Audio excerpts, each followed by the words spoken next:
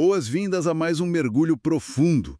Hoje a gente vai entrar num tema que afeta o dia a dia de absolutamente todo mundo que vive no Brasil, mas que costuma ser visto como um labirinto meio impenetrável. Com certeza, um labirinto cheio de regras e exceções. Exato. Nós vamos explorar o maquinário fascinante da política e do sistema eleitoral brasileiro. E claro, com um holofote todo especial para as eleições gerais de 2026. É um tema monumental e, bom, para conseguirmos fazer essa análise de forma bem clara, nós fomos direto nas fontes primárias. A mesa do estúdio aqui, pois é, nós analisamos os relatórios oficiais mais recentes do Tribunal Superior Eleitoral, o TSE, cruzamos isso com as regras regimentais do Congresso Nacional e até mergulhamos nos históricos enciclopédicos sobre a evolução do nosso sistema de votação. E ter os dados dos partidos políticos também. Sim, extraímos dados atualizadíssimos sobre as legendas e dedicamos um tempo enorme para destrinchar as novíssimas resoluções sobre o uso de inteligência artificial nas campanhas. É um volume massivo de informação bruta. Com certeza. Mas a nossa promessa aqui é bem clara. Entender como o voto funciona não precisa ser um pesadelo burocrático ou uma daquelas equações matemáticas impossíveis, né? De jeito nenhum. A ideia é simplificar. Isso. A missão deste nosso mergulho profundo hoje é dar munição para quem está nos escutando. Nós queremos que, no fim dessa conversa, quem nos ouve seja a pessoa mais bem informada daquela roda de amigos no fim de semana. Sem precisar usar jargão jurídico para isso. Perfeito.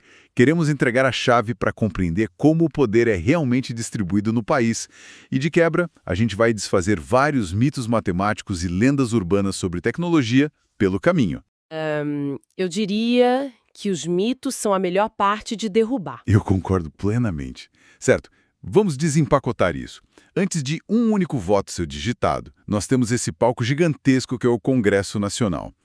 Como é que essa engrenagem fundamental está montada, afinal? Se conectarmos isso ao panorama geral, precisamos olhar para o alicerce de tudo, que é o artigo 44 da Constituição de 88. O poder legislativo federal é exercido pelo Congresso Nacional, mas ele funciona num sistema bicameral. Duas câmeras. Exatamente. Duas casas distintas atuando juntas. De um lado, a Câmara dos Deputados, ela existe para ser a representante direta do povo. São 513 deputados federais, com mandatos de 4 anos. E a distribuição não é igual para todo mundo, certo? Não é? O número de cadeiras que cada estado tem lá dentro é proporcional ao tamanho da sua população. Certo. Então faz sentido. Estados mais populosos, tipo São Paulo, têm uma bancada muito maior do que estados menos populosos como Roraima ou o Acre. Representa a quantidade de pessoas. É a lógica pura, mas existe uma trava para equilibrar o jogo. Nenhum estado pode ter menos de 8 deputados e nenhum pode ter mais de 70. E aí, nós olhamos para o outro lado da praça, o Senado Federal. Onde a regra muda completamente. Muda tudo. O Senado não representa o tamanho da população, ele representa as unidades da federação, os estados em si. É por isso que são 81 senadores, sendo rigorosamente 3 para cada estado e para o Distrito Federal. Não importa se o estado tem 1 milhão ou 40 milhões de habitantes. Isso mesmo, o peso é igualitário. E o mandato lá é mais longo, de 8 anos. Entendi.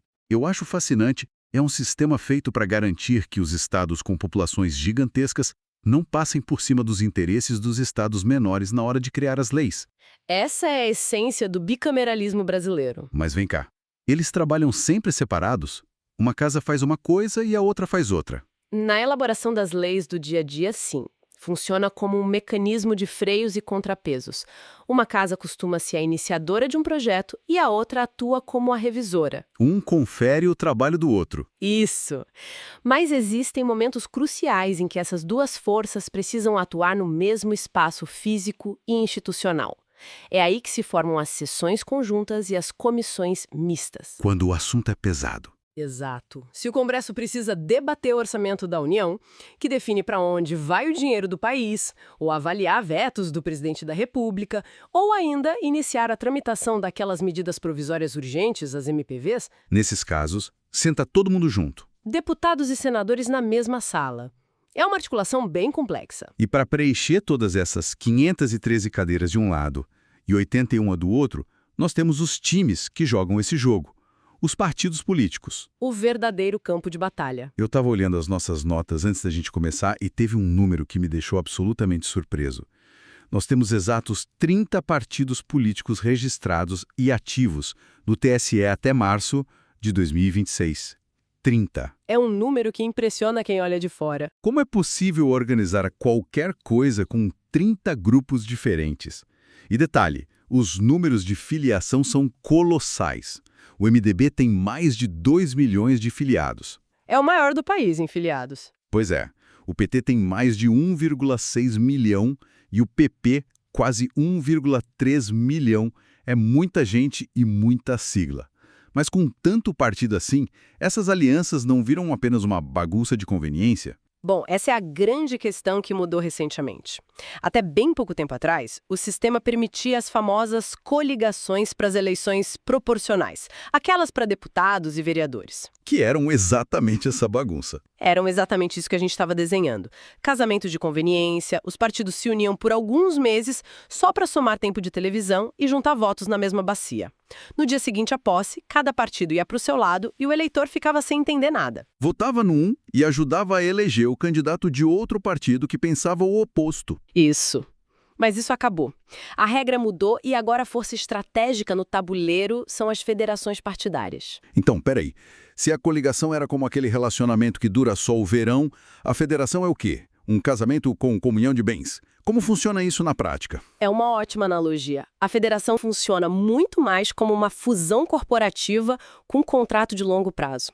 Hoje nós temos federações ativas no cenário político, como a Fé Brasil, a PSDB Cidadania, a PSOL Rede e a Renovação Solidária. Grupos que se juntaram formalmente. Exatamente. A grande diferença é que a lei obriga os partidos que formam uma federação a atuarem juntos no Congresso e nas assembleias por um período mínimo de 4 anos. Eles funcionam na prática como se fossem um único grande partido. Uau! Então eles não podem simplesmente brigar no meio do mandato e cada um votar do seu jeito no plenário? Não sem consequências bem graves. Isso exige que exista uma afinidade programática real entre eles, um plano de governo em comum. Se um partido decidir bater o pé e sair da federação no meio do caminho, ele sofre punições severas. O famoso doer no bolso. Com certeza. Punições como o bloqueio do bilionário fundo partidário e a perda do seu tempo de propaganda no rádio e na TV. Isso forçou os partidos a terem muito mais responsabilidade antes de assinarem esses acordos. Ok, então os times estão formados e as regras do relacionamento estão bem mais rígidas. Se a gente olhar para o calendário de 2026, quando é que a bola começa a rolar oficialmente? O calendário dita o ritmo de tudo. Porque nos bastidores a coisa já está pegando fogo com aquela famosa janela partidária, não é? O verdadeiro mercado da bola da nossa política. Exatamente. A janela partidária abriu no dia 5 de março de 2026. É um período muito específico de 30 dias em que os políticos podem trocar de legenda sem correr o risco de a Justiça Eleitoral tirar o mandato deles por infidelidade partidária. É a época da grande dança das cadeiras. Isso. Mas falando das eleições em si, as datas cruciais já estão cravadas no calendário. O primeiro turno acontece no dia 4 de outubro. 4 de outubro. E caso as disputas para presidente e governadores não sejam resolvidas de primeira, o segundo turno está marcado para o dia 25 de outubro. Certo. Mas eu vi nas nossas fontes que tem uma mudança gigantesca que afeta todo o país logo depois do resultado. A gente cresceu acostumado a passar o Réveillon, curtir a virada do ano e no dia 1º de janeiro ligar a TV para assistir a posse presidencial. Muitas vezes de ressaca. Quase sempre de ressaca. Isso acabou, não é? Acabou, houve uma mudança na Constituição e as posses ganharam um respiro. No início de 2027, o presidente da República vai assumir o cargo no dia 5 de janeiro e os governadores eleitos nos estados vão tomar posse no dia 6 de janeiro. Isso é brilhante. Facilita a vida de todo mundo, resolve não só o problema das festas de fim de ano, mas facilita imensamente a logística de autoridades internacionais e chefes de Estado que precisam viajar para prestigiar as cerimônias em Brasília. Sensacional, menos correria no ano novo. Mas voltando um pouco, antes mesmo de alguém tomar posse, tem a campanha. E nas fontes que analisamos, o TSE aprovou um pacote de resoluções agora no dia 2 de março de 2026. Sim, o pacote de regras digitais. Aqui é onde a coisa fica realmente interessante. Estamos falando de regulação linha dura sobre a inteligência artificial. Eu li ali sobre proibições de deepfakes e perfis automatizados, os famosos bots. Mas como isso funciona de verdade? O que é fascinante aqui é como o tribunal mapeou os riscos modernos e tentou fechar as portas para manipulação antes que ela saia do controle.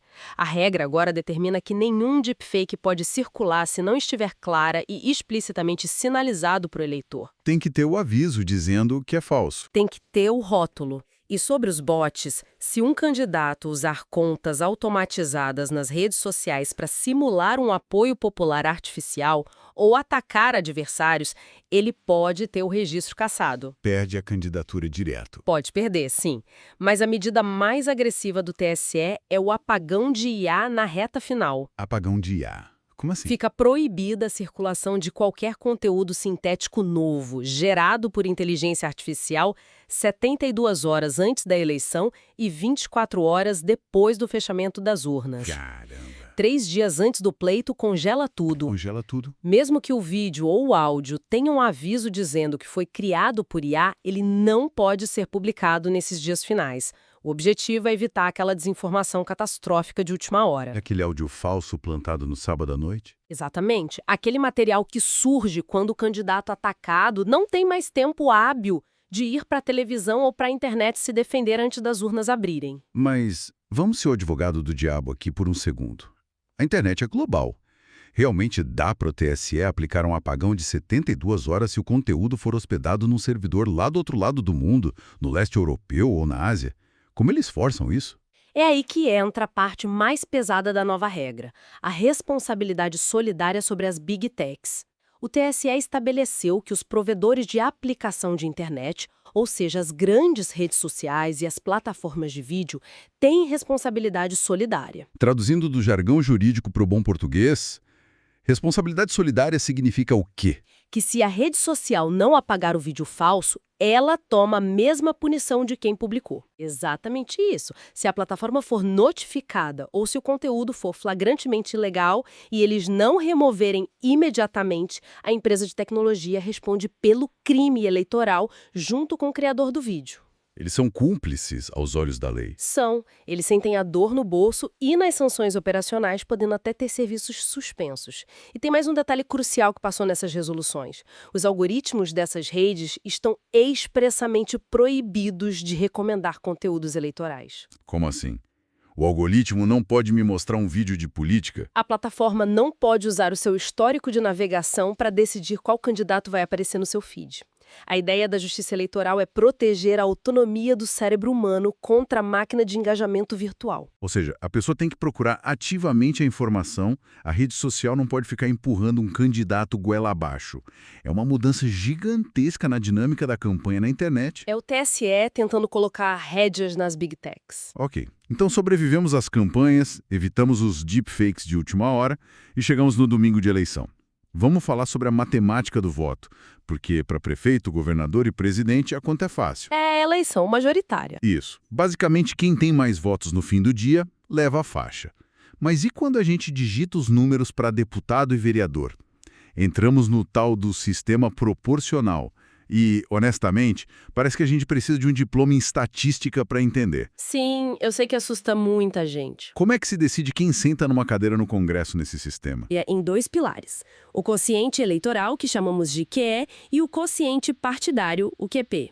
Quociente eleitoral e quociente partidário. Ok. Vamos tentar visualizar isso com um exemplo fechado e simples.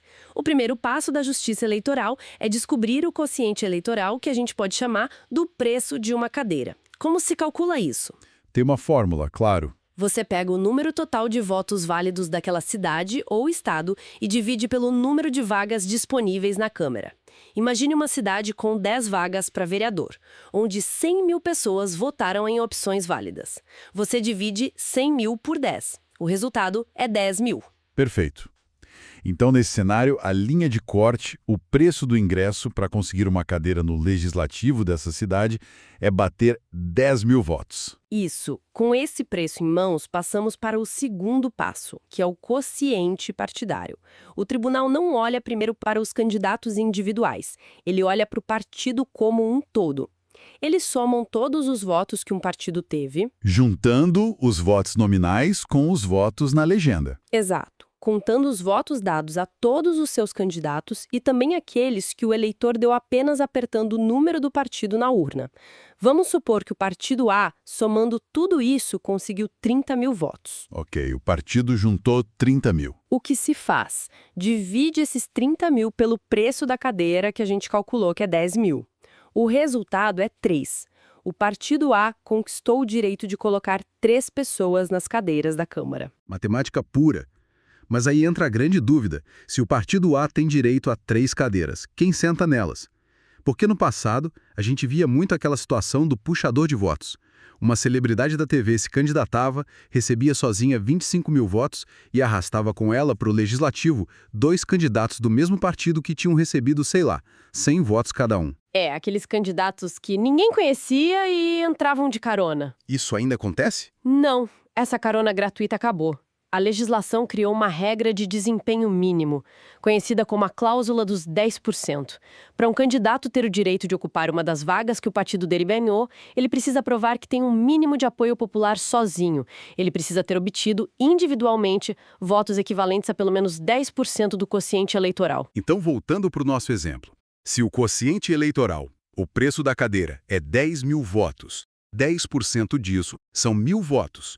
O candidato que quiser entrar na carona do partido precisa ter recebido pelo menos 1.000 votos nominais na urna. Isso mesmo, a barra de entrada, pessoal. E se ele teve 999 votos, ele fica de fora, mesmo que o partido tenha vagas sobrando? Fica de fora. A vaga dele não é preenchida naquele momento e o partido pode até perder essa cadeira se não tiver o outro candidato da mesma chapa que tenha batido a meta de 1.000 votos. Nossa, é rigoroso. Bem rigoroso. E isso nos leva à parte mais complexa da matemática. O que acontece com as cadeiras que sobram? Porque essa divisão matemática raramente dá um número redondo perfeito. Quase sempre restam cadeiras vazias no legislativo depois dessa primeira conta. Esse é o famoso cálculo das sobras, certo? Eu confesso que me perco um pouco, hein? É natural, porque é uma regra de repescagem bem específica. A regra atual diz que as vagas que sobraram serão distribuídas usando uma exigência dupla. A regra do 80-20. 80-20. Para um partido ter o direito de brigar pelas cadeiras que sobraram na repescagem, ele tem que ter alcançado pelo menos 80% do quociente eleitoral na soma total dele. E o candidato que for assumir essa vaga precisa ter tido pelo menos 20% do quociente individualmente. Deixa eu ver se eu consigo traduzir isso para o nosso cenário hipotético para não perdermos ninguém. O nosso quociente, o alvo principal, era 10 mil votos. Então, para participar das sobras, o partido inteiro, somando todo mundo, precisa ter conseguido pelo menos 8 mil votos. Essa é a regra dos 80%, e o candidato individual precisa ter tido 20%, ou seja, 2 mil votos. É uma barreira bem alta para a repescagem. É uma barreira super alta, desenhada para evitar a fragmentação extrema do Congresso, mas que gerou muita controvérsia. Tanto que, recentemente, o Supremo Tribunal Federal, o STF, teve que fazer um ajuste importante nisso. O que o STF decidiu? Eles decidiram que, se na hora de distribuir as sobras, usando essa regra dura do 80-20, ainda assim ficarem cadeiras vazias porque ninguém bateu a meta, aí a regra é relaxada. Abre a porteira. Abre a porteira. Todos os partidos passam a poder disputar essas últimas vagas, independentemente de terem atingido a marca dos 80%. Isso foi feito para garantir que a pluralidade política seja mantida e para que a Casa Legislativa não vire um monopólio de apenas 2 ou 3 partidos gigantescos. Fantástico. Traduzir essa matemática tira aquele peso das costas. Faz todo sentido agora. Mas, falando em voto e confusão na urna, eu preciso tocar num assunto que todo ano eleitoral ressurge. A velha polêmica entre voto branco e voto nulo. Ah, o clássico das redes sociais. Eu juro que toda eleição tem um parente que manda uma mensagem no grupo da família com uma teoria diferente sobre isso. Qual é a real diferença entre eles lá na hora que a pessoa está na frente da urna? Essa é a grande chance de responder à família com base na lei, hein?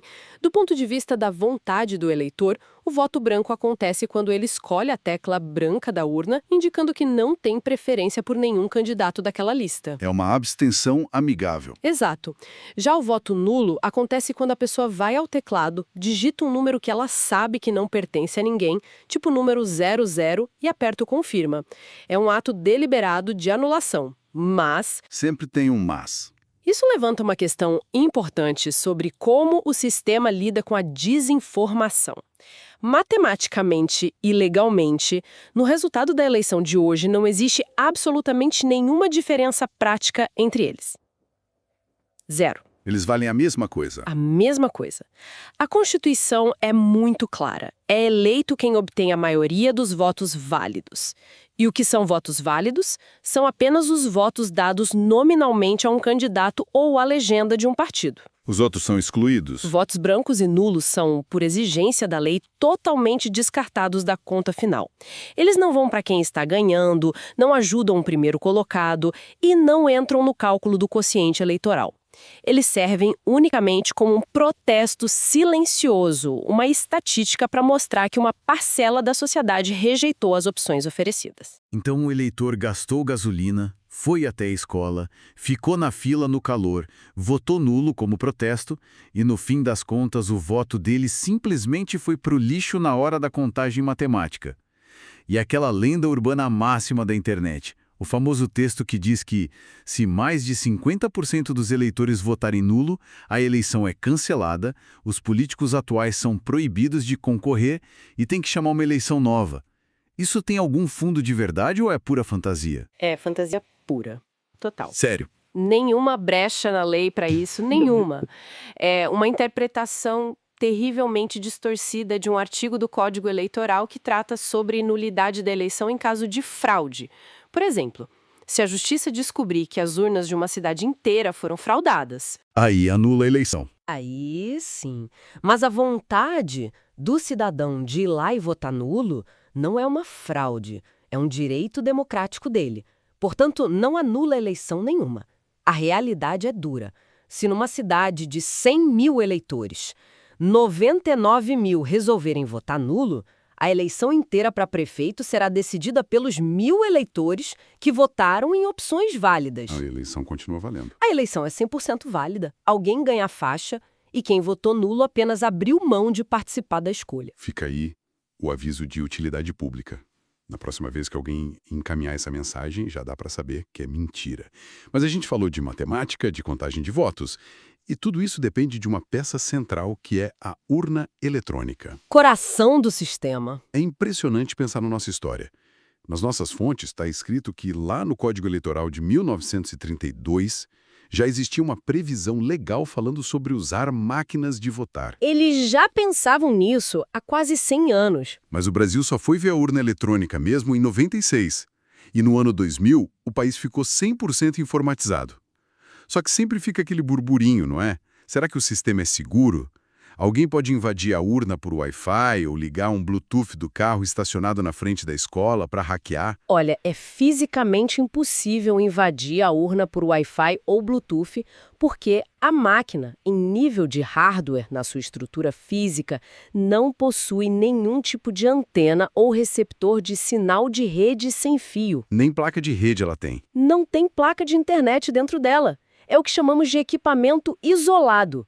E, além disso, as portas de acesso, como as entradas USB que a urna possui para o mesário trabalhar, são seladas com lacres físicos produzidos pela Casa da Moeda do Brasil. Como se fosse nota de dinheiro. Exato. Se alguém tentar descolar ou arranhar aquele lacre para conectar um pendrive pirata, o lacre reage quimicamente, muda de cor e evidencia a tentativa de violação imediatamente. E essa é só uma das mais de 30 barreiras de segurança. Ok, não tem Wi-Fi, não tem Bluetooth e tá cheia de lacres.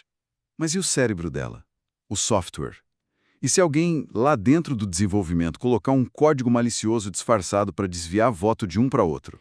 Aí nós entramos na camada de auditoria, que é pesadíssima. O TSE realiza, meses antes das eleições, o Teste Público de Segurança, o conhecido TPS. Como funciona isso? Eles literalmente abrem um laboratório em Brasília e convidam os maiores hackers acadêmicos e especialistas em segurança cibernética do Brasil. Eles dão acesso aos sistemas e dizem algo como: tentem burlar a urna, tentem quebrar a criptografia. Desafio aberto. Desafio oficial. O código-fonte, que são as linhas de programação que fazem a urna funcionar, fica aberto para inspeção quase um ano antes do pleito. Depois que todos os testes são feitos e eventuais falhas são corrigidas, esse código-fonte é trancado e assinado digitalmente por várias entidades de peso. Quem assina? A Polícia Federal, a OAB, o Ministério Público e os próprios partidos políticos.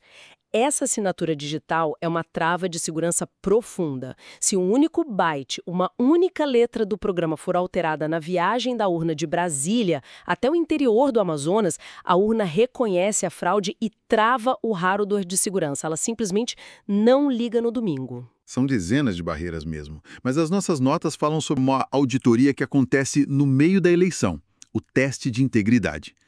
Como é que a gente prova no próprio dia que quando a pessoa aperta o número 1 e o número 2, a máquina realmente grava 12 e não 15? O teste de integridade talvez a prova mais visual e concreta de segurança que nós temos. Na manhã do domingo de eleição, dezenas de urnas reais, que já estavam prontas e lacradas para serem usadas nas escolas, são sorteadas e levadas de volta para os tribunais regionais. Urnas de verdade que iam ser usadas. Isso. Ao mesmo tempo, voluntários pegam cédulas de papel convencionais e preenchem votos aleatórios ali na hora, na frente de observadores e fiscais dos partidos. Ok. Depois, sob gravação ininterrupta de câmeras, esses votos de papel são lidos em voz alta e digitados naquelas urnas eletrônicas sorteadas. No final do dia, encerram a urna e comparam. O resultado eletrônico que a urna calculou bate exatamente com os papéis que foram digitados. E qual o histórico disso? Esse teste acontece desde as eleições de 2002 e nunca, em nenhuma edição, houve um único caso em que o resultado do papel fosse diferente do resultado da máquina. Isso é loucura. É auditar o voto no papel e na máquina ao mesmo tempo e ao vivo. E depois que a eleição termina, às 5 da tarde, tem aquele papelzinho que a urna imprime, o boletim de urna. O famoso BU. Correto. O BU é basicamente o extrato bancário daquela urna específica. Ele imprimiu o total de votos de cada candidato ali e é colado na porta da sala de aula para qualquer pessoa ver. Vira um documento público instantâneo. Sim, e além disso, a urna gera o registro digital do voto, o RDV, que embaralha os dados de forma criptografada para ninguém saber em quem você votou, claro, mas mantém a contagem matemática intacta.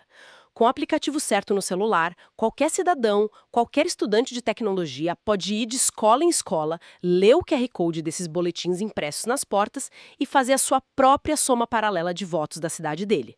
A transparência é total na ponta da linha. Maravilha. E é importante notar também nas nossas fontes que o sistema evolui não só tecnologicamente, mas na representação social, criando um balanço mais justo. Você diz em termos de financiamento? Isso. As regras do TSE para 2026 garantem que 30% do dinheiro do fundo eleitoral e do tempo de televisão sejam obrigatoriamente destinados a candidaturas de mulheres e pessoas negras. Para dar uma equilibrada. Exatamente. E de forma inédita em 2026, as resoluções mais recentes estipularam a distribuição proporcional desses recursos também para candidaturas de populações indígenas, ajudando a nivelar um campo de jogo que é historicamente tão desigual. Um avanço importantíssimo.